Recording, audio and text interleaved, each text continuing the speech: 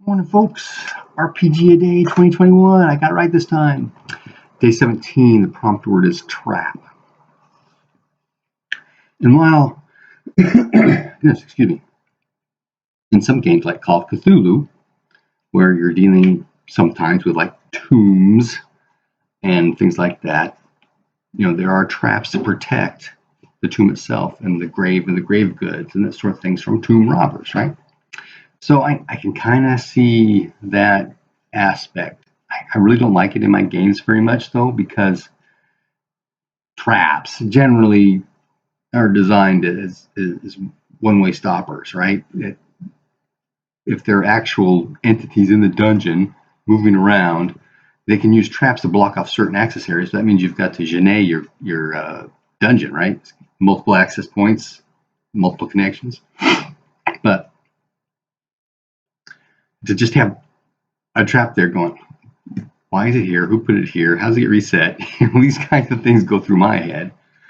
So I generally don't deal much with traps myself. Now I've converted some modules from different systems for the RPG game that I'm running.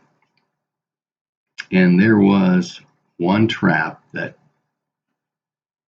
I allowed to do, or I did, not allowed, I did, where, the room is below a subsurface river, and when you open up the far doors, it's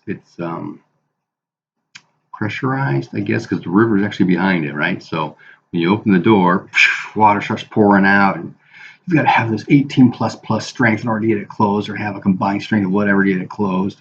Are you kidding me? Tons of water. Nobody's closing that door. But on the flip side, the other end of this little room hallways, the doors that the party came in through, right?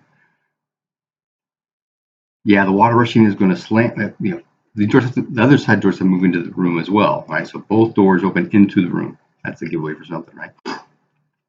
Well, the water's not going to push those doors closed, but how much of a watertight seal are doors going to have? So there's got to be a lip at the bottom, right? The doors press up against. Otherwise, the water pressure itself will just bust the doors right open. Now, yeah. And actually, I put that lip in there so the party saw as they're going through, so they kind of jammed the door open. But still, when the water came rushing in, yeah, it didn't close all the way, but it closed enough. The water's rising, and yeah, water's pouring out as well. So, but how are you going to empty the entire river? You don't, right? So water level rises, and yeah, there's this escape design, right? There's a air tube, ceiling tunnel kind of thing that goes up to a room above.